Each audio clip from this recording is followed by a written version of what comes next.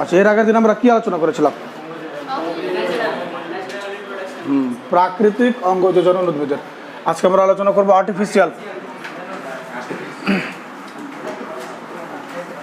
Artificial vegetative reproduction.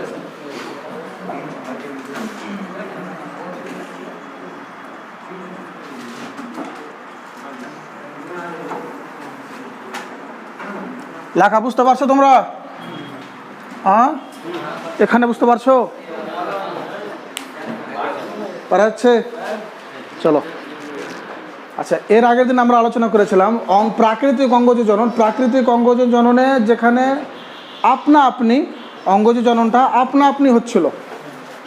এবার এখানে artificial অঙ্গজ জনন মানে, আর্টিফিশিয়াল মানে মানুষের হাত আছে। কার হাত আছে? অন্যান্য প্রাণীর হাত যদি হাত থাকে কি হলো? Any problem? অন্যান্য প্রাণীর যদি হাত থাকে তবু ওটাকে প্রাকৃতিকই বলবো। অন্যান্য প্রাণীর যদি হাত থাকে তবু ওটাকে কি বলবো? প্রাকৃতিক বলবো। যেই মানুষের হাত কি বলবো? হ্যাঁ, কৃত্রিম বা আর্টিফিশিয়াল। তো উদ্ভিদের অঙ্গজ জননে যখন মানুষ অংশগ্রহণ করে, মানুষের হাত থাকে, তখন ওটাকে বলবো কৃত্রিম অঙ্গজ জনন। ওকে, কৃত্রিম অঙ্গজ জনন। কৃত্রিম অঙ্গজ জনন বিভিন্নভাবে হতে পারে। যেমন প্রথমে আমরা আলোচনা করব কাটিং। কি কাটিং? এটা হলো কি বলো তোমরা? শাখা কলম।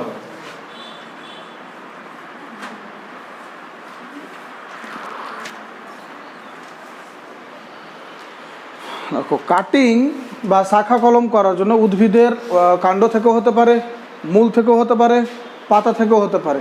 উদ্ভিদের কাণ্ড, মূল, পাতা এই সমস্ত অঙ্গ থেকে মানুষের মাধ্যমে যদি কৃত্রিমভাবে অঙ্গজ জনন ঘটায় তবে ওটাকে বলবো কাটিং বা শাখা কলম।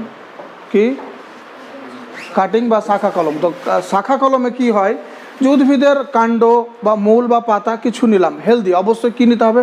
হেলদি। মানে পোকা লেগে আছে আর ওইরকম কাণ্ড নিয়ে নিলাম তো ওটা চলবে না, হেলদি নিতে হবে, দেখতে যেন সুন্দর থাকে। কারণ মানে গাছই নিবি তুই পোকা খাওয়া, তো কেমন হবে? ভালো একটু নিতে হবে। তো যে আমরা কাণ্ড বা মূল বা পাতা যেটাই নিই না কেন কেমন নেব?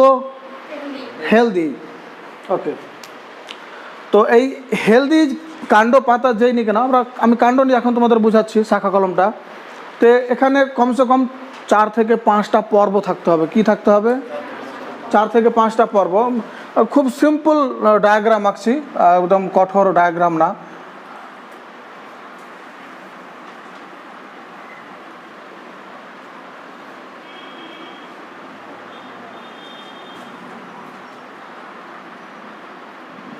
কয়টা ডায়াগ্রাম, কয়টা পর্ব আছে? 1 2 4টা। 1টা 2টা 3টা 4টা, এগুলো হলো নোড, পর্ব। এগুলো কি? এগুলো পর্ব। এটাকে যদি আমরা মাটিতে পুঁতে দিই, এই পর্বটাকে মাটিতে যদি পুঁতে দিই, প্রথমে তো আমরা একটু মনে রাখো যে আমরা কিনবো হেলদি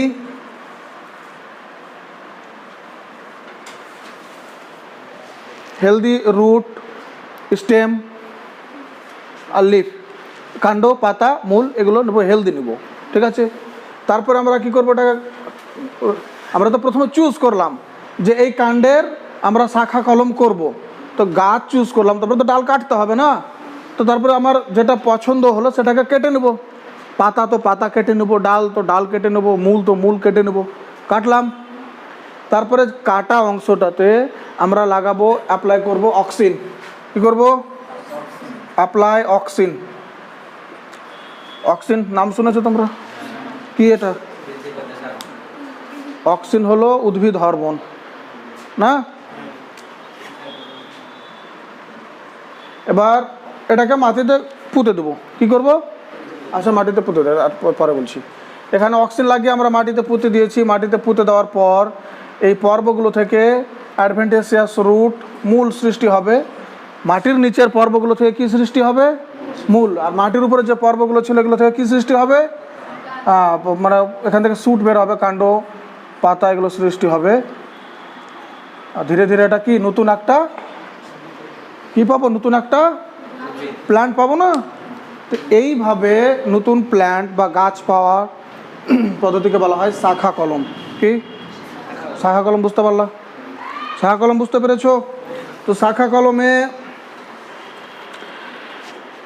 আচ্ছা শাখা কলম কোথায় কোথায় হয়?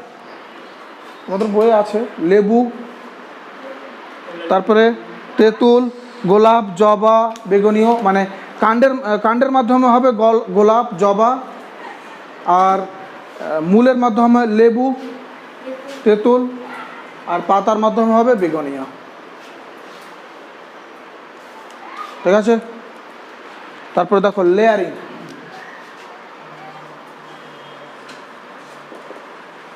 দাবা কলম,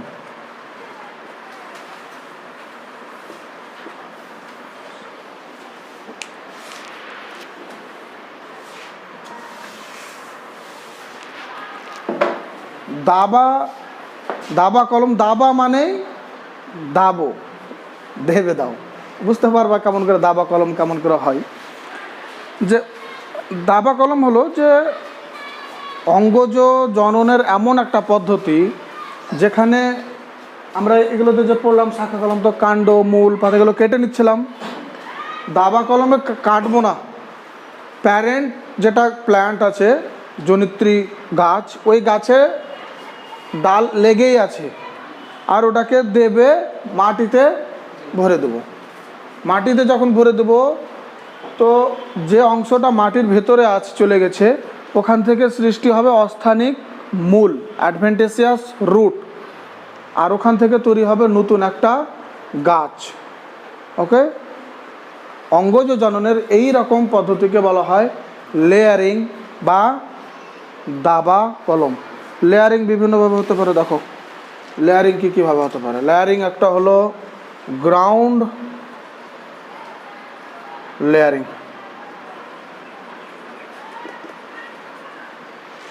কি ব্যাপার, তোমাদের ভালো লাগছে না ক্লাস করতে? কোনো রেসপন্স নেই, চুপচাপ সন্নাটা ছা গিয়া। ক্লাস করবো না, ছেড়ে দেবো? গ্রাউন্ড লেয়ারিং দেখো, একটা গাছ আছে, আর খুব সিম্পল ছবি আঁকছি।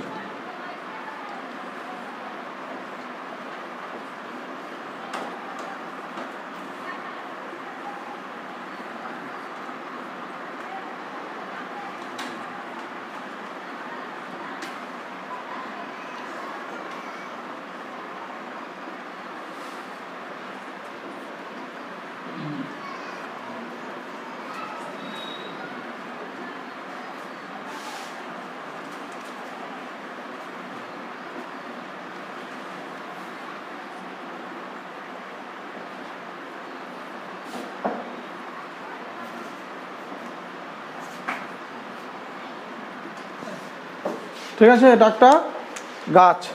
ওকে,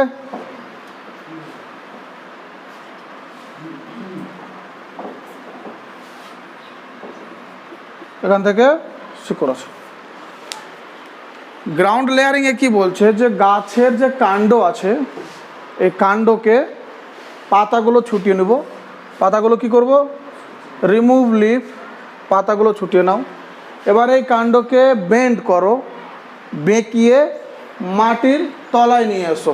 তো এটাকে এখন কি করবো? বেন্ড করবো। আমরা কি করব? তো এটাকে বাঁকিয়ে কোথায় নিয়ে এলাম?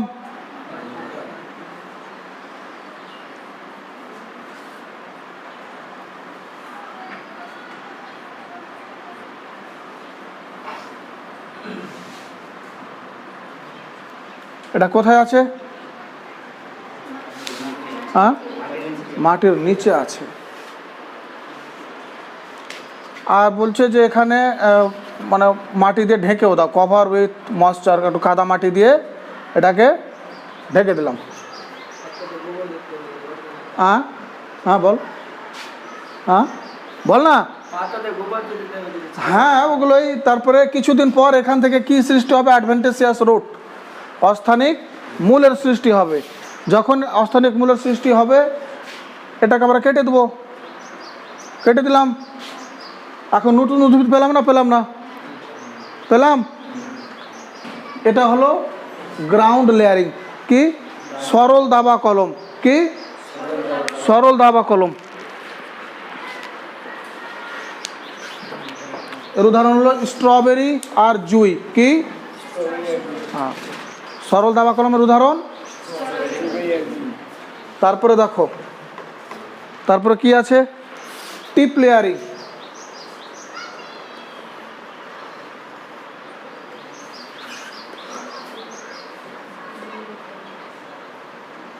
টিপ লেয়ারিং। আচ্ছা, এটা বুঝে গেছো তো? গ্রাউন্ড লেয়ারিং, গ্রাউন্ড লেয়ারিং বুঝেছো। এবার টিপ লেয়ারিং দেখো।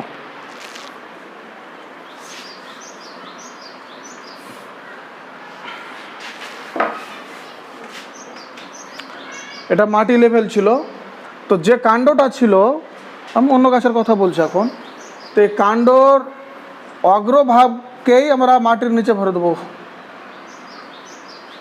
পাতা টাতা ছুটিয়ে কোথায় কি করব? টিপ, যেটা apical part of the stem, এটাকে টিপ বলা হয় না। টিপ মানে সব থেকে, মানে টিপ মানে এক প্রান্ত উপর, বুঝতে পারছো? টিপ মানে কি? অগ্রপ্রান্ত, যেটাকে এপিক্যাল পার্ট বলা হয়। তো স্টেমের এপিক্যাল পার্টকে আমরা বেন্ড করে কি করে দেবো? মাটির নিচে ভরে দেবো। ওখানে একটু কাদা মাটি দিয়ে দেবো। কিছুদিন পর এখান থেকে কি সৃষ্টি হবে? অস্থানিক মূল সৃষ্টি হবে। আর এখানে তো পাতা টাতাগুলো ছিলই।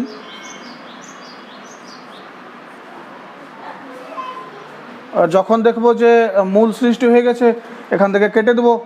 কেটে দেবো তো কী হয়ে যাবে? এরকম হয়ে যাবে। হবে না? হবে না? নতুন গাছ পেলাম। নতুন নতুন গাছ পাওয়ার জন্য কত না কত বুদ্ধি বের করেছি আমরা। দেখো, এটাকে, এটা কোন ধরনের লেয়ারিং? দাবা কলম। হ্যাঁ, টিপ লেয়ারিং। কি? টিপ লেয়ারিং। টিপ লেয়ারিং কোথায় দেখতে পাওয়া যায়? Blackberry, raspberry. উদাহরণগুলো তোমাদের পড়তে হবে আর একটু মনে রাখতে হবে। যেমন আমি যেমন গ্রাউন্ড লেয়ারিংয়ে বললাম যে কাণ্ডের কিছুটা অংশ বেন্ড করে মাটির ভিতরে ভরে দিচ্ছি, ওখান থেকে অস্থানিক মুকুল সৃষ্টি হলো। আস্তে আস্তে আস্তে আস্তে অস্থানিক মুকুল সৃষ্টি হলো। অস্থানিক মুকুল যদি অস্থানিক মূল সৃষ্টি হবে। যখন অস্থানিক মূল সৃষ্টি হয়ে গেল তো নতুন অপত্য পেয়ে গেলাম। তারপরে টিপ লেয়ারিংয়ে কাণ্ডের টিপ এপিক্যাল পার্টটাকে মাটির নিচে ভরে দেবো। ওকে, তারপর দেখো সার্পেন্টাইন।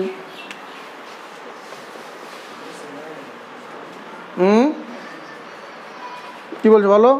Serpentine layering.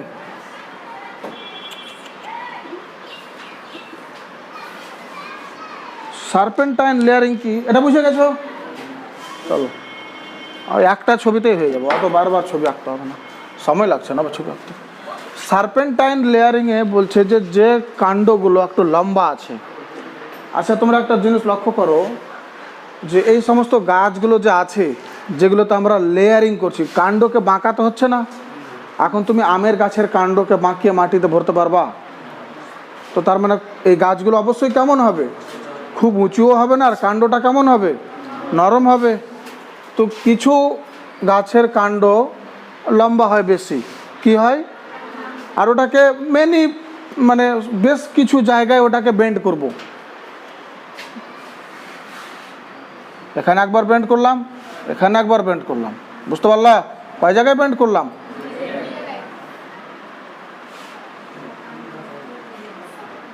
হ্যাঁ বলো।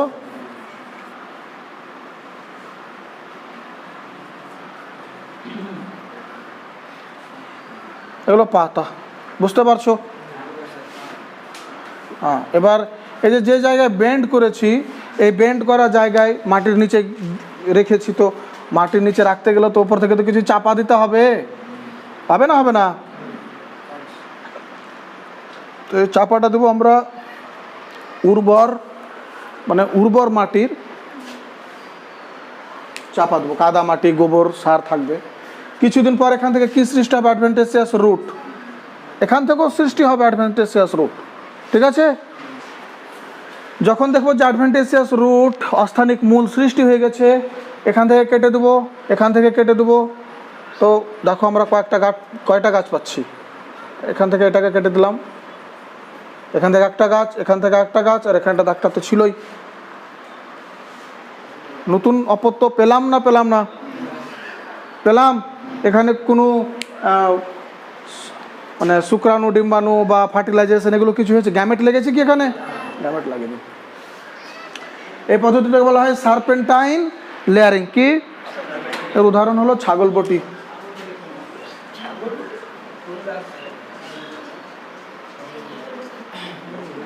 ছাগল, হ্যাঁ হ্যাঁ ঠিক বলেছো তুমি। তারপরে দেখো Mount layering.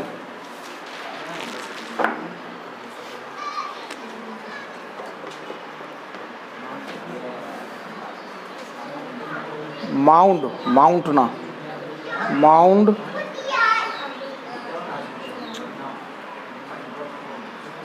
Layering. Ground layering বুঝতে পেরে গেছো? একটা ডালকে বেঁকিয়ে মাটির নিচে ভরে দিলাম, অস্থানিক মূল সৃষ্টি হলো। টিপ লেয়ারিং, কাণ্ডের অগ্রভাগকে মাটির নিচে ভরে দিলাম। সার্পেন্টাইন লেয়ারিং মানে গ্রাউন্ড লেয়ারিংয়ে আমরা একটাই করছিলাম, সার্পেন্টাইনে বেশ কয়েক জায়গায় করছি না, বেশ কয়েক জায়গায় বেন্ড করলাম, মাটির নিচে ভরলাম। তো যত জায়গায় বেন্ড করে মাটির নিচে ভরবো তত জায়গা থেকে অস্থানিক মূল সৃষ্টি হবে, তত বেশি আমরা প্ল্যান্ট পাবো, নিউ প্ল্যান্ট পাবো না পাবো না? দেখো মাউন্ট লেয়ারিংয়ে, মাউন্ট বলছি না, মাউন্ট লেয়ারিং, ডি শেষে ডি হবে। কি হবে? হ্যাঁ দেখো এখানে কি হয়, মাউন্ট লেয়ারিংয়ে এর কাণ্ড আছে,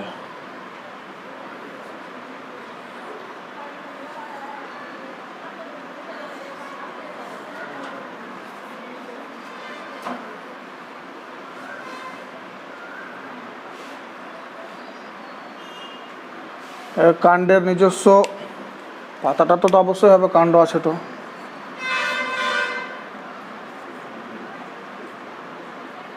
এগুলো আমি সময় বাঁচানোর জন্য দেখাচ্ছি না অত ভালো করে, তোমরা বুঝে নাও যেগুলো কি, এগুলো কি ফল ভেবে নিও না আবার।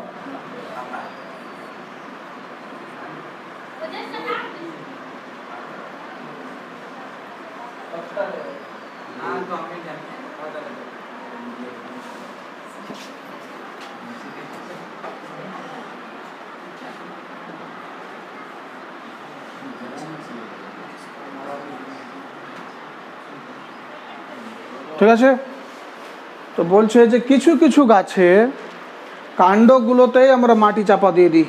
নিচ থেকে যতগুলো শাখা প্রশাখা আছে, সমস্ত শাখা প্রশাখা, সমস্ত না, নিচে মাটির নিচে যতগুলো আছে ওগুলোতে আমরা কি করে দিলাম? মাটি চাপা দিয়ে দিলাম। আর যখন মাটি চাপা দিয়ে দিলাম তো এই যে কাণ্ডগুলো আছে, কাণ্ড আছে না, কাণ্ড যেগুলো মাটির নিচে আছে, এই কাণ্ড থেকে সৃষ্টি হবে অস্থানিক মূল, অ্যাডভেন্টিসিয়াস রুট, সবটা থেকে সৃষ্টি হবে। যখন আমরা দেখব যে অ্যাডভেন্টিসিয়াস রুট সৃষ্টি হয়ে গেছে, তো যে প্যারেন্ট প্ল্যান্টটা আছে, এই প্যারেন্ট প্ল্যান্ট থেকে কি করব? আমরা কেটে নেব। কি করব? কেটে নিলাম, কেটে নিয়ে এটাকে সরিয়ে অন্য জায়গায় প্ল্যান্ট করে দিলাম। বাজারে পরে বিক্রি হবে, তা এখন না। ঠিক আছে, বুঝতে পারলা? গ্রাউন্ড মাউন্ট লেয়ারিং বুঝতে পারলা? উদাহরণ হলো চন্দ্রমল্লিকা, পুদিনা।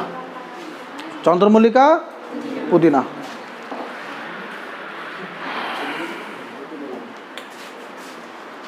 আতিকুর পজ করতো।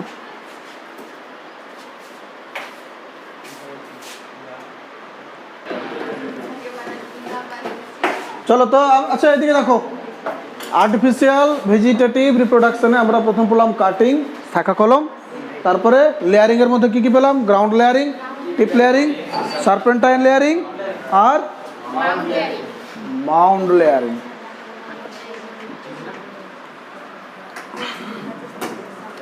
এবার আমরা আলোচনা করব গুটি। কি?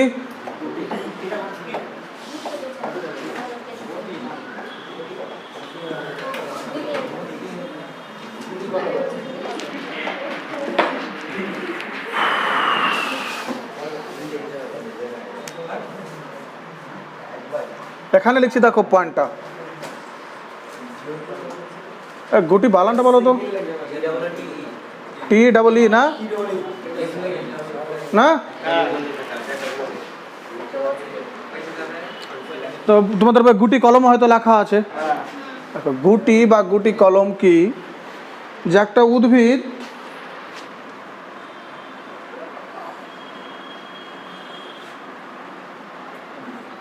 আমরা একটা উদ্ভিদ চুজ করলাম, হ্যাঁ উদ্ভিদ অবশ্যই চয়েস করব আমরা, মানে এই যে অঙ্গজ জনন যে করবো, তো এরকম না যে হাতের কাছে যা পেলাম নিয়ে নিলাম। অবশ্যই যে আমরা যে কাণ্ড বা যে পাতা বা যে মূলের ওপরে যে আমরা অঙ্গজ জনন করাবো, সেটা অবশ্যই চুজ করব, দেখব কোনটা সব থেকে বেশি ভালো। যেটা সব থেকে বেশি ভালো হবে, ও যে নতুন গাছ তৈরি করবে এটা সব থেকে ভালো হবে, ওটা রোগ প্রতিরোধ ক্ষমতা বেশি হবে, রোগ তাড়াতাড়ি হবে না। এখন দেখবা তোমরা যে আমরা নিজেই বুদ্ধি লাগিয়ে বাড়িতেই গুয়াভা প্ল্যান্ট, যে বাইরে দেখতে পাচ্ছ পেয়ারার গাছ, তো এখন বেশ পেয়ারার গাছে বর্ষার সময় অধিকাংশ পেয়ারার গাছে পেয়ারাতে একদম পোকা, খাওয়াই যায় না। আমাদের বাড়িতেও এরকম একটা আছে, অন্যান্য সময় হচ্ছে খাওয়া যাচ্ছে, কিন্তু বর্ষার সময়টাতে পোকা, অত্যাধিক পোকা, খাওয়া যায় না। তবে রোগ প্রতিরোধ ক্ষমতা কম না, তো এই জন্য আমরা যে অঙ্গটা চুজ করব অঙ্গজ জননের জন্য, সেটা যেন ভালো হয়, রোগ প্রতিরোধ ক্ষমতা থাকে, ঠিক আছে। তো এরকম আমরা একটা চুজ করলাম সুন্দর দেখে একটা কাণ্ড, এই কাণ্ড আমরা গুটি কলম করব। কি করব?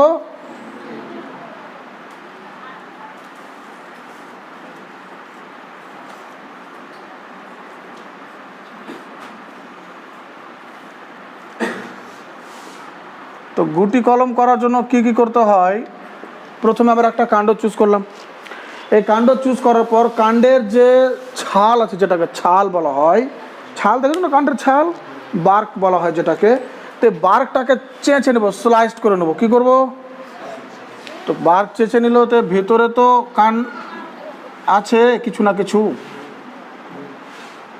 বুঝতে পারলা? এটা মানে কি চেঁচে না হয়েছে, কি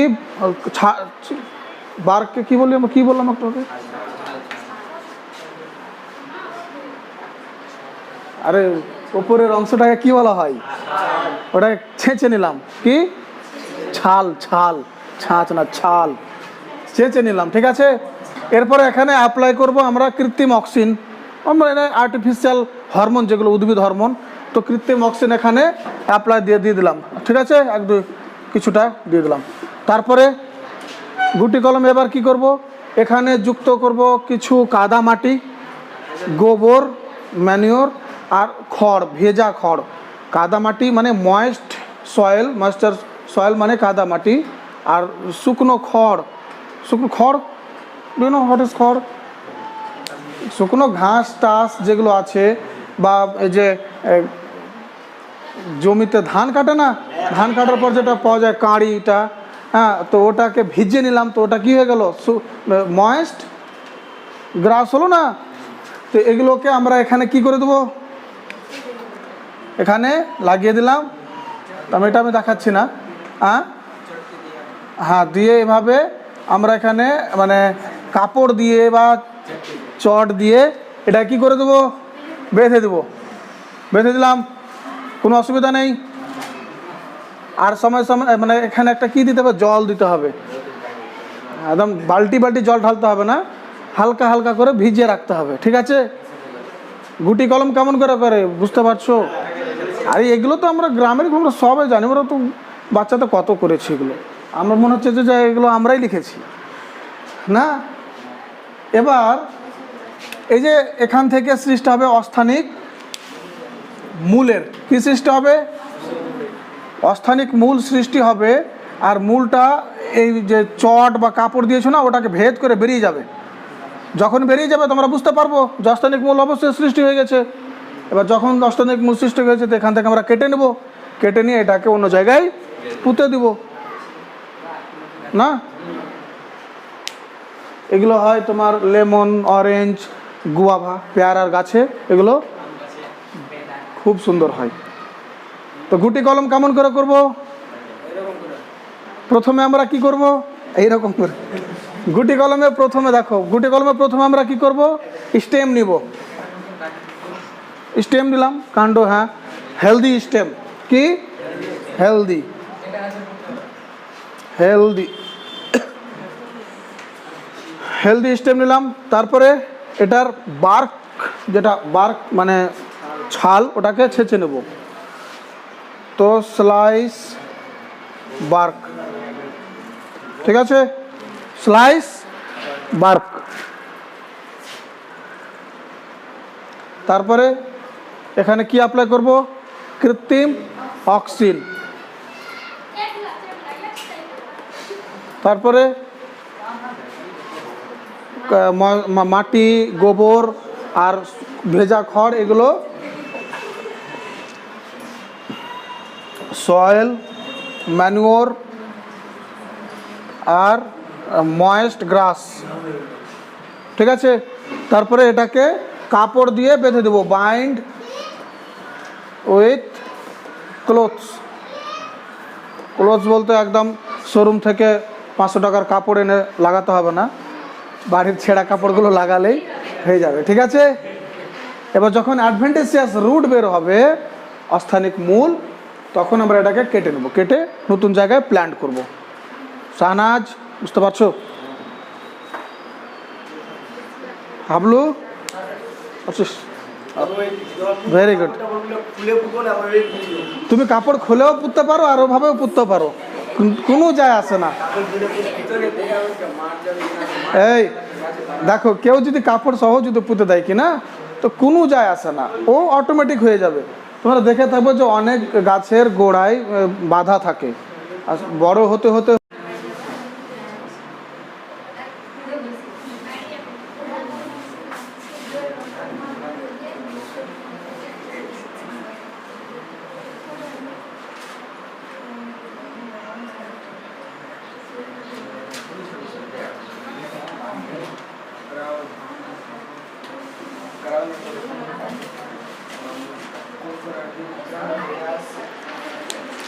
দেখো এদিকে, এটা কি ক্রাউন গ্রাফটিং, এটা কি ছিল ওয়েজ গ্রাফটিং, এটা টাং গ্রাফটিং, এটা ক্রাউন গ্রাফটিং। ক্রাউন গ্রাফটিংয়ে এগুলো যে উপরে আছে এগুলো কি সব স্টক না সিয়ন, সিয়ন, আর এটা স্টক। এখানে দেখো যে যতগুলো সিয়ন আছে, তো সিয়নস আর ন্যারো, স্টক ইজ ওয়াইড, মানে সিয়নগুলো হলো পাতলু আর স্টক হলো মোটু। দেখো না, দেখতে পাচ্ছ না, তো স্টকটা কেমন মোটা।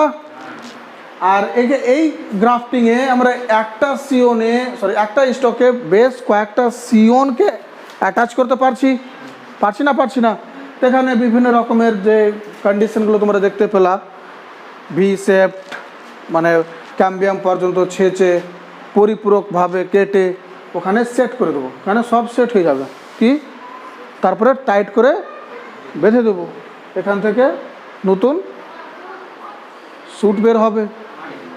হ্যাঁ বলো, মাটি তো এখানে আছেই, এটা তো উদ্ভিদ, এটা তো মূল সহই আছে। এটাকে স্টক বলছি কেন, কারণ এটা তো মূল সহই আছে, এটা মাটির নিচে সম্পূর্ণ দেখাচ্ছি না তাই, এটা মাটির নিচে আছে। এগুলো কি আছে, এরা বাবা, এগুলো মাটির নিচে আছে, বুঝতে পারছিস? এবার স্টক কাকে বলবো, যে গাছে মূল অংশটা আছে ওটাকে স্টক বলবো, আর সিয়ন কাকে বলবো, যেটা কাণ্ড, যে গাছের কাণ্ড নিয়েছি আমরা, ওকে। তারপরে দেখো সাইড গ্রাফটিং, কি সাইড গ্রাফটিং,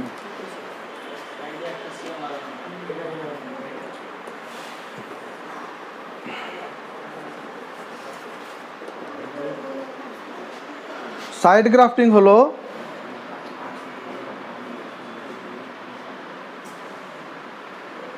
যে কোনো একটা সিয়নকে পাতলা করে কেটে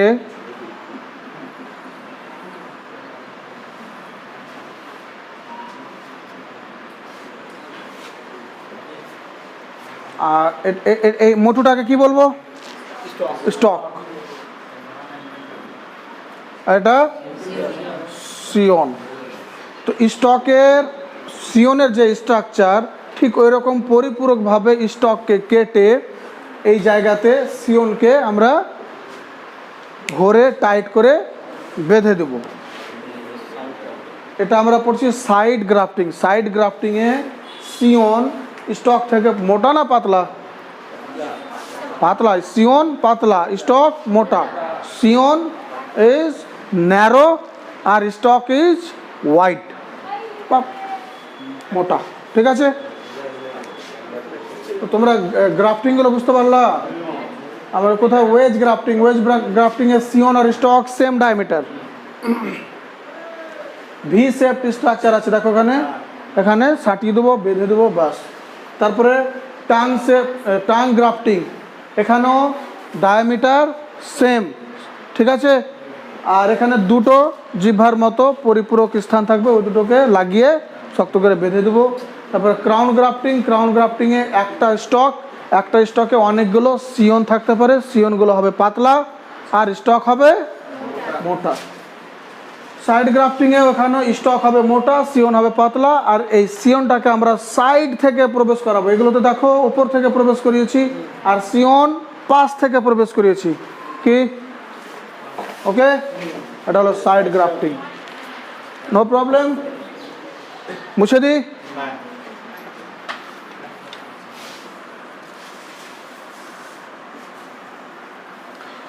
চলো এবার আমরা দেখি অ্যাপ্রোচ গ্রাফটিং। কি?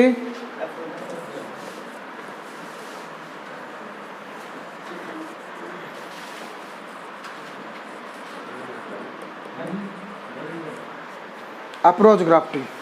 অ্যাপ্রোচ গ্রাফটিংটা তোমরা ক্লাস 10 থেকে দেখে আসছো। ক্লাস 10এই এই ছবিটা ছিল।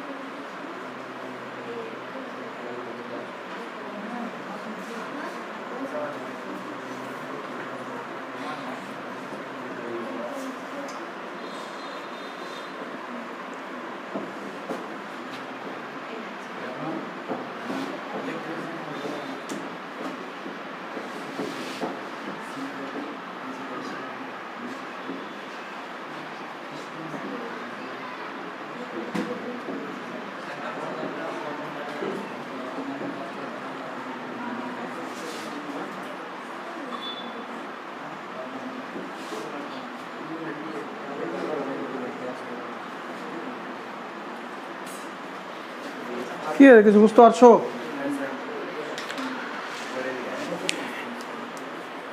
এখানে দেখো তো সিয়ন স্টক কোনটাকে বলবো আমরা? টবে যেটাকে লেগে আছে এটাকে কেন স্টক বলবো? তো মূল তো এটারও আছে, এটারও তো নিজস্ব মূল আছে।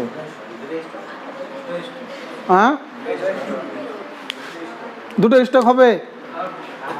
আমি তোমাদের কি বললাম যে অঙ্গ যে জনন যে আমরা করব, উদ্ভিদের আর্টিফিশিয়াল বা গ্রাফটিং যে আমরা করব, তো যে উদ্ভিদের মূল থেকেই যাবে ভবিষ্যতেও ওটাকে কি বলবো? স্টক।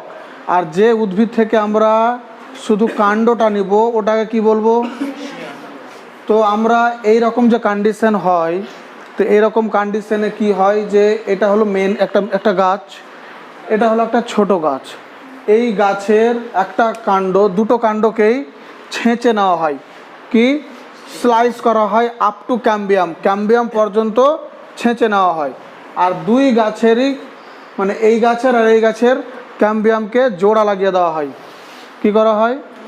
জোড়া লাগিয়ে শক্ত করে টাইট করে বেঁধে দেওয়া হয়। এবার কিছুদিন পর যখন এই গ্রাফটিংটা সফল হয়ে যায়, তো এতটুকু অংশ আমরা কেটে নিই। কার অংশ কাটলাম? এই গাছের অংশ কাটলাম না এই গাছের অংশ কাটলাম। তো এর কাণ্ড নিলাম না এর কাণ্ড নিলাম? কোন গাছের কাণ্ড নিলাম? এই গাছের। তো এটা স্টক হবে না সিয়ন হবে? সিয়ন। সিয়ন কি এখন তো কিছুই হবে না কেটে নেওয়ার পর, যখন যুক্ত ছিল তখন ওটা আমরা এটা কি বলবো, সিয়ন, কারণ এই গাছের এই কাণ্ডটা আমরা নিয়ে নিয়েছি, আর এটা তো আগে থেকে ছিলই, হ্যাঁ না না? এটাকে আমরা স্টক বলবো না সিয়ন বলবো? সিয়ন। আর এটা এখানে শক্ত করে বাঁধা থাকে, হ্যাঁ। তোমরা দেখে থাকবা, যদি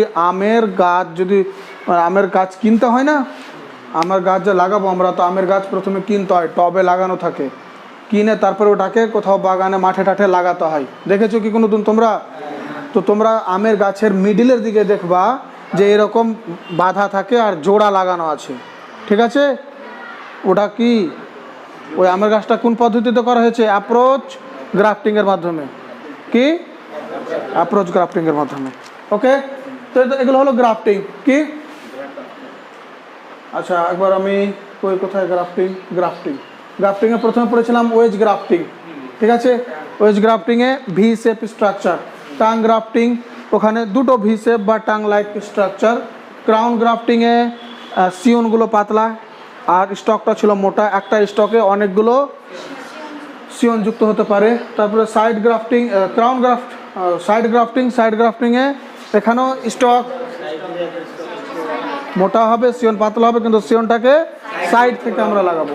অ্যাপ্রোচ গ্রাফটিংয়ে এখানে দুটো গাছ থাকবে, হ্যাঁ, আর দুই গাছেরই কাণ্ডকে আমরা ক্যাম্বিয়াম পর্যন্ত ছেঁচে লাগিয়ে, হ্যাঁ, বেঁধে দেবো শক্ত করে।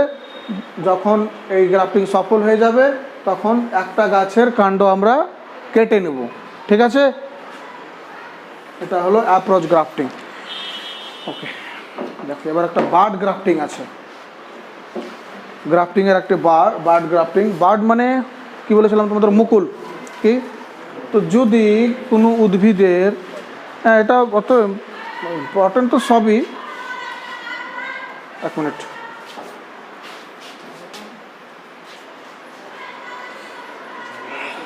না, বার্ড গ্রাফটিং হলো যে একটা পোর্শন, মানে একটা মাত্রই বার্ড থাকবে আর সাথে কিছু living, single bud with some living tissue of a scion, যখন আমরা ইনসার্ট করব একটা স্টকে বা উদ্ভিদে, ওখান থেকে যে নতুন শাখা প্রশাখা সৃষ্টি হবে ওটাকে বলবো বার্ড গ্রাফটিং। কি বললাম? যে একটা বার্ড সাথে কিছুটা লিভিং, অবশ্যই সেল টিস্যু থাকবে, লিভিং টিস্যু, তার সিয়নের।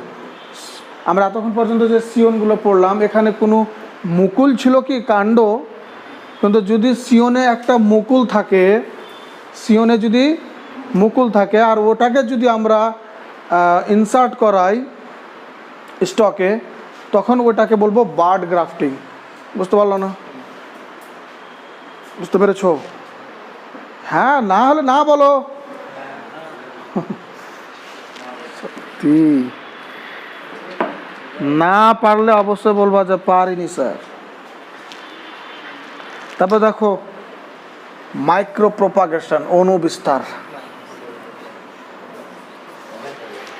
অঙ্গজ বংশ বিস্তার। এবার শেষ, মাইক্রো প্রোপাগেশন বা অনুবিস্তার। অনুবিস্তার তোমরা লিখবা, ঠিক আছে? এখানে কি হয়, ক্লাস 10-এও ছিল তোমাদের, এটা জানি না কেমন করে তোমরা পড়েছিলা।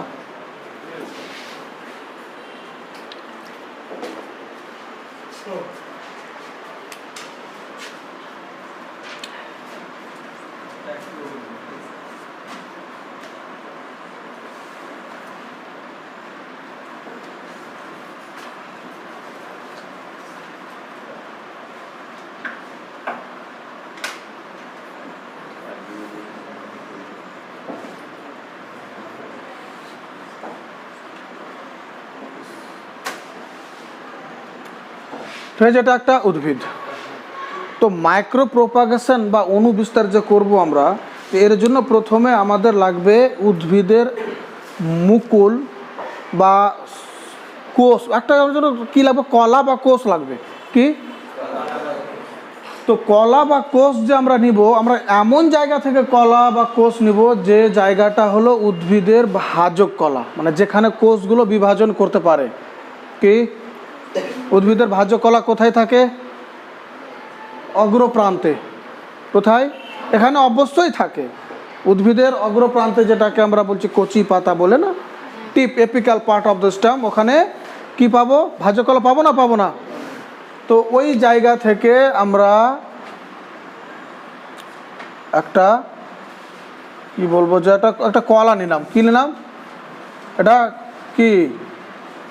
এটাকে ভেবে কলা না, কলা। কি কি কলা। আচ্ছা, তার আগে তোমাদের বলি যে আমরা যে মাইক্রো প্রোপাগেশন যে করব, তো মাইক্রো প্রোপাগেশন করার জন্য যে গাছের কলা নিব, আমরা দেখব যে এই গাছে কোনো রোগ আছে কিনা, এই গাছের রোগ প্রতিরোধ ক্ষমতা কেমন। ঠিক আছে, ওই রকম গাছে আমরা অনুবিস্তার বা মাইক্রো প্রোপাগেশন করব। যে গাছ দেখবো যে ফল টল দেয় না, বা ফর এক্সাম্পল যে গাছই বড় হয় না, রোগ আছে না কি আছে, গাছই বড় হয় না, এত জল দিচ্ছি, সার দিচ্ছি, ওই রকম গাছে আমরা অনুবিস্তার করব কি করব না। এর আগে যে তোমাদের যে আমি গ্রাফটিং পড়ালাম বা আরও আর্টিফিশিয়ালের যে আরও অন্যান্য পদ্ধতিগুলো পড়ালাম, বারবার তোমাদের বললাম যে আমরা যেই অঙ্গ নিই না কেন, কি আমরা সবসময় দেখবো যে হেলদি আছে কিনা, রোগ প্রতিরোধ ক্ষমতা আছে কি না। না,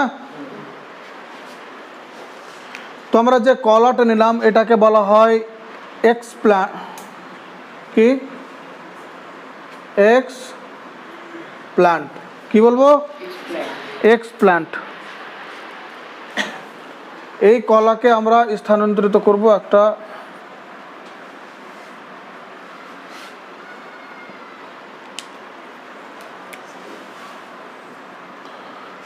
পাত্রে, যেখানে যে পাত্রে কি আছে। আচ্ছা, এটা তো কলা বা কোষ বা কলা, এটা কোথায় ছিল? এর আসল জায়গা কোথায়? এই উদ্ভিদে না। তো যার যেখানে থাকার জায়গা, ফর এক্সাম্পল মাছ কোথায় থাকতে পছন্দ করে? ওকে যদি মাছকে যদি জল থেকে বের করো তো কি হবে? হ্যাঁ, মরবে না? মরবে না? কারণ যার যেখানে থাকার জায়গা, যার যেটা পরিবেশ, ওখানে ও থাকতে পছন্দ করবে। ওখান থেকে যদি ওকে বের করে নাও তো প্রতিকূল পরিবেশে চলে এলো, ওকে যদি আবার ওই পরিবেশ যদি সাপ্লাই করতে পারি তো বেঁচে থাকবে, না হয়। এখন আমি যে কলাটা বের করলাম এর আসল জায়গা কোথায় ছিল? উদ্ভিদের মধ্যে। এখন উদ্ভিদের মধ্যে আছে কি? তো এ বাঁচবে না মরে যাবে? নিয়ম অনুযায়ী তো মরে যাওয়া উচিত, কিন্তু আমরা একে মরতে দিব না। কেমন করে? যে উদ্ভিদে যে পরিবেশটা পাচ্ছিল ওই রকম পরিবেশ আমরা কৃত্রিমভাবে ওকে সাপ্লাই করব। একটা পরিবেশ সাপ্লাই করব কোষটা বা কলাকে, যাতে ও মারা না যায়। আর এই পদ্ধতিটাকে বলা হয় টিস্যু কালচার। কি? আমাদের দেহ থেকে যে টিস্যু যদি আমরা ছিঁড়ে নিই তো ওটা নষ্ট হয়ে যাবে, মারা যাবে। কিন্তু যদি ওকে যদি আমরা বাঁচিয়ে রাখতে চাই তো আমাদের দেহে যে পরিবেশটা পাচ্ছিল ওই পরিবেশ ওকে কৃত্রিমভাবে সাপ্লাই করতে হবে। আর এই কৃত্রিমভাবে যে বেঁচে থাকার জন্য সাপ্লাই করা যেটা মাধ্যম, ওটাকেই বলা হয় কালচার মিডিয়াম। কি? বা কর্ষণ মাধ্যম, বাংলাতে বলা হয় কর্ষণ মাধ্যম বা কালচার মিডিয়াম। কালচার মিডিয়ামে কিছু না, এরকম একটা পাত্র থাকে যেখানে আগারোস জেল থাকে, আরও বিভিন্ন রকমের পদার্থ থাকে, যাতে এখানে কোষটা রাখলে কোষ যাতে মারা না যায়। কালচার মিডিয়াম বুঝতে পারলা? তো আমরা কলা বের করলাম, যেটাকে আমরা বলছি এক্সপ্ল্যান্ট। এই এক্সপ্ল্যান্টকে আমরা কোথায় রাখলাম? কালচার মিডিয়ামে রাখলাম। কোথায় রাখলাম? কালচার মিডিয়ামে রাখার পর এখানে যে এক্সপ্ল্যান্টটা রেখেছিলাম আমরা, এক্সপ্ল্যান্টটা সংখ্যায় বৃদ্ধি পাবে। কোষগুলো কি হবে? কোষগুলো সংখ্যায় বৃদ্ধি পাবে। পাবে না? এই যখন সংখ্যাতে বৃদ্ধি পাবে এটাকে আমরা বলবো ক্যালাস। কি বলবো? প্রথমে আমরা অনুবিস্তারের জন্য কি করলাম? একটা সুন্দর গাছ চুজ করলাম। ওই সুন্দর গাছেরও আবার সুন্দর অঙ্গ চুজ করলাম, এবং ভাজক কলা, যেখানে কোষগুলো সবসময় বিভাজিত হয়। তো বিভাজিত কোথায়? সবসময় অগ্রপ্রান্ত হয়। যদি আরও কোথাও হয় তো ওখান থেকেও দেখা যাবে। তো আমরা ওই রকম পজিশন থেকে কী নিলাম? কলা নিলাম। ওই কলাটাকে কি বলবো? এক্সপ্ল্যান্ট। এটাকে আমরা কোথায় রাখবো? কালচার মিডিয়ামে। কালচার মিডিয়ামে রাখতে গেলে যখন কোষগুলো যখন মরবে না তো ও কী করবে? নিজের বংশ বিস্তার শুরু করবে, সংখ্যা বাড়াতে শুরু করবে। সংখ্যা বাড়াতে গেলে ওটাকে আমরা কী বলবো? ক্যালাস। কি বলবো? এখান থেকে আবার আমরা কোষগুলোকে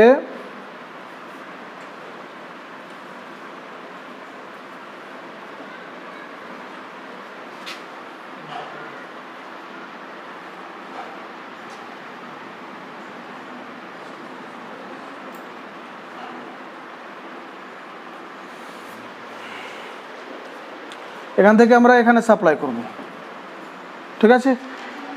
এখান থেকে আচ্ছা, উদ্ভিদ কোষের আকার সাধারণত কেমন হয় বলো তো? হ্যাঁ, বহুভুজাকার, পঞ্চভুজাকার, ষষ্ঠভুজাকার, মানে গোল তো হবে না, এটা না হবে গোল? তো এরকম কন্ডিশন অবস্থায় আছে উদ্ভিদের কোষগুলো।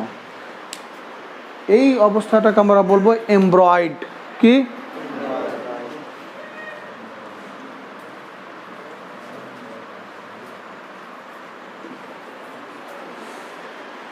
তো আমরা প্রথমে কি করলাম? প্রথমে নিলাম কলা, যেটাকে বলছি এক্সপ্ল্যান্ট, ওটাকে কি কোথায় রাখলাম? কালচার মিডিয়ামে। Culture medium.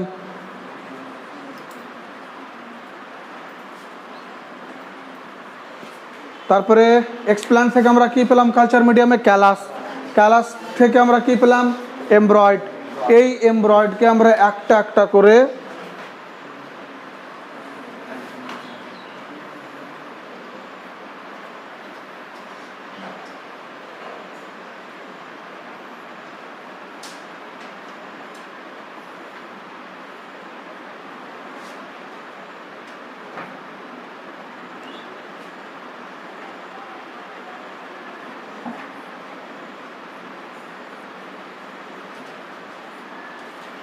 এরকম ছোট ছোট আমরা প্ল্যান্টলেট পাবো, ছোট ছোট চারার মতো। কি এক একটা, ইট ইজ লাইক সিড, বীজের মতো, কিন্তু আসলে কি বীজ? বীজ না, এগুলো এমব্রয়েড, মানে একটা কোষ থেকে এটা হয়েছে। কালচার মিডিয়ামে যে ক্যালাস পেলাম, ক্যালাসগুলো হলো একটা কোষ, এগুলোকে এক একটা কোষকে রাখলাম, তখন এখান থেকে আমরা কি পেলাম? এটাকে বলবো প্ল্যান্টলেট। কি? প্ল্যান্টলেট।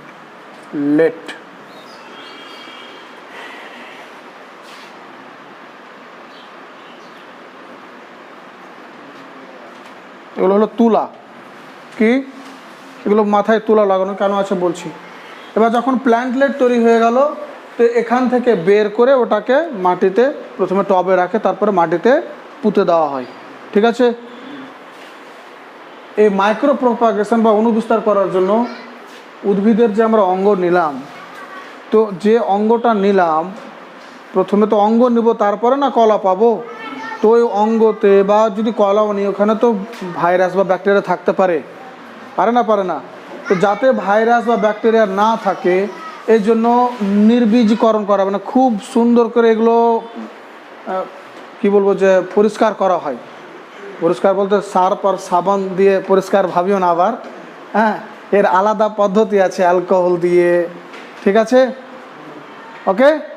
তারপরে যে আমরা যে এতগুলো যে বাসনপত্রগুলো নিয়েছি, এগুলো তো যাতে কোনো ভাইরাস বা ব্যাকটেরিয়া না থাকে, যার কারণে এটাকেও নির্বীজকরণ করে স্টেরাইল করা হয়। স্টেরাইল করার পদ্ধতি আছে, হ্যাঁ, প্রথমে অ্যালকোহলে ধুয়ে তারপরে মানে একটা তাপ সৃষ্টি করে, এরকম একটা পাত্রে রেখে দেওয়া হয় 24 ঘন্টার জন্য। ওকে। তো মেনলি যতগুলো পাত্র আমরা ব্যবহার করেছি অনুবিস্তারের জন্য, সবই কি আছে? স্টেরাইল, নো ব্যাকটেরিয়া, নো কীটাণু, ঠিক আছে? যে বলবো তোমাদের আজকে তো, আচ্ছা আমি একবার মাইক্রো প্রপাগেশন একবার রিপিট করছি। দেখো, মাইক্রো প্রপাগেশনের জন্য যে প্ল্যানটা আমরা নেব, সেটা অবশ্যই কী হওয়া চাই? হেলদি হওয়া চাই। যে অঙ্গটা নিব ওটাও যেন হেলদি হয়, ওই অঙ্গতে যাতে কোনো ভাইরাস বা ব্যাকটেরিয়া না থাকে, যে তার জন্য এটাকে কী করবো? আমরা ভালো করে পরিষ্কার করে নেব। তারপরে যে অংশটা পেলাম ওটাকে কি বলবো? এক্সপ্ল্যান্ট। এক্সপ্ল্যান্টকে আমরা কালচার মিডিয়ামে রাখবো, ওখান থেকে পাবো ক্যালাস। ক্যালাস থেকে আমরা কি পাবো? এমব্রয়েড। এমব্রয়েডগুলোকে আমরা আলাদা আলাদা টেস্ট টিউবে রাখবো, দিয়ে একটা একটা করে পাবো ছোট ছোট গাছ, যেটাকে বলছি প্ল্যান্টলেট। এই প্ল্যান্টলেটগুলোকে আমরা আবার মাটিতে পুঁতে দেবো, তো কি হবে? নিউ প্ল্যান্ট পাবো না? পাবো না? আচ্ছা, এখানে তুলো এই কারণে দেওয়া হয় যে তুলো বাতাসকে বাধা দেয় না ঢুকতে, বাতাস আরামসে যে যাতায়াত করতে পারবে। আর তুলোকে ভেদ করে যখন ভাইরাস ব্যাকটেরিয়াগুলো যাবে, তো তুলোতেই আটকে যাবে। ওকে। তো এটা হলো আর্টিফিশিয়াল ভেজিটেটিভ রিপ্রোডাকশান। অনুবিস্তারের সুবিধা আছে, অসুবিধা আছে। অনুবিস্তারের সুবিধা কি তোমরা নিজেই বলো? কম সময়ে অনেকগুলো আমরা উদ্ভিদ জন্মাতে পারছি, কোনো গ্যামেটের প্রয়োজন হয় না। এখন মনে করো যে সমস্ত গাছে বীজ হয় না, ফল হয় না, তো আর কি হবে? তোদের অনুবিস্তার করাবো। আর মনে করো যে কোনো গাছ, আমাদের পরিবেশে কোনো গাছ বিলুপ্ত হতে চলেছে, ঠিক আছে? তো বিলুপ্ত হতে চলেছে, এবার ওর মনে করো যে কোনো একটা গ্রোয়িং সিজন আছে, মানে কোনো একটা ঋতুতে ও বৃদ্ধি পায় বা ওই সময় ওর বংশ বিস্তার হয়। এখন ওই সময় যদি অপেক্ষা করি তো হয়তো আরও অনেক কিছু গাছ মারা যাবে। তো তখন আমরা কি করব?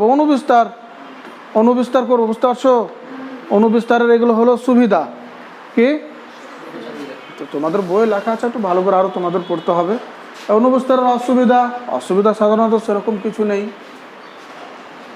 যেগুলো তোমাদের পড়িয়েছিলাম না, যে অযৌন জননের অসুবিধা পড়িয়েছিলাম, মনে পড়ছে ফার্স্ট ক্লাসে? তো ওগুলোই সেম। অনুবিস্তারেও তোমরা দেখতে পাচ্ছি যে যতগুলো আমরা প্ল্যান্ট পাবো ভবিষ্যতে, সবাই তো এর মতোই হবে না, একদম হুবহু ক্লোন হবে। তো এটা একটা অসুবিধা। মানে যে নতুন উদ্ভিদগুলো পাবো, এখানে নতুন কোনো বৈশিষ্ট্য থাকবে না। যে জিন পুল হবে, জিন পুলে নতুন কোনো জিনের আবির্ভাব হবে না। যেহেতু কম সময়ে অনেকগুলো আমরা উদ্ভিদ সৃষ্টি করে দিতে পারছি, তো যখন সংখ্যা বেড়ে যাবে, তোমরা ডারউইনের সূত্র পড়েছো যে জীবনে অস্তিত্বের জন্য সংগ্রাম পড়েছো? তো সংগ্রামটা কখন হয়? সেম প্রজাতির মধ্যেও হয় আর অন্য প্রজাতির মধ্যেও হয়। তো যখন একই জায়গায় অনেকগুলো গাছ আছে, তো ওদের সেম প্রজাতির মধ্যে সংগ্রাম বাড়বে না? বেড়ে যাবে, সংগ্রাম বেড়ে যাবে। উদ্ভিদে তোমরা বুঝতে পারছো না। এখন মনে করো যে এক জায়গায় একটা নির্দিষ্ট এরিয়াতে 5টা বিড়াল থাকছে, ওখানে 10টা বিড়াল আরও নিয়ে এনে ছেড়ে দিলাম। এবার রোজ রাত্রে দেখবা যে বিড়ালগুলো নিজেদের মধ্যে ঝামেলা লাগিয়েছে, গাঁও গাঁও গাঁও গাঁও করে, হয় না? প্রায় দেখতে পাবা, কারণ খাদ্য নিয়ে ঝামেলা তো হবেই। ও বিড়াল চাইবে আমি খাবো, ও বিড়াল চাইবে আমি খাবো। তো ডিসাইড করবে কে খাবে, চলো লড়ালড়ি করে দেখি, যে জিতবে সে খাবে না। ওকে, তো এগুলো হলো মাইক্রো প্রোপাগেশনের সুবিধা অসুবিধা। মাইক্রো প্রোপাগেশন আমরা কোথায় ব্যবহার করব, কখন ব্যবহার করবো, যেগুলো সুবিধা ওগুলোই, ঠিক আছে? তারপরে অযৌন জনন সম্পূর্ণ হয়ে গেল। এবার অযৌন জনন সম্পূর্ণ হয়ে গেল, কমপ্লিট। এবার অযৌন জননের সুবিধা অসুবিধা, বা এই আমরা যে অঙ্গজ জনন পড়লাম, তো অঙ্গজ জননও কমপ্লিট। প্রাকৃতিক তো এর আগের দিন হয়ে গেছিলো, কৃত্রিম হয়ে গেল। আর অযৌন জনন যেটা ছিল ওটা তো আগেই পড়িয়েছিলাম। তো অঙ্গজ জননের কি সুবিধা অসুবিধা, অঙ্গজ জননের সুবিধা ওগুলোই সুবিধা যেগুলো আমি তোমাদের অযৌন জননের সুবিধা অসুবিধা পড়িয়েছিলাম, সেম টু সেম একই কথাই।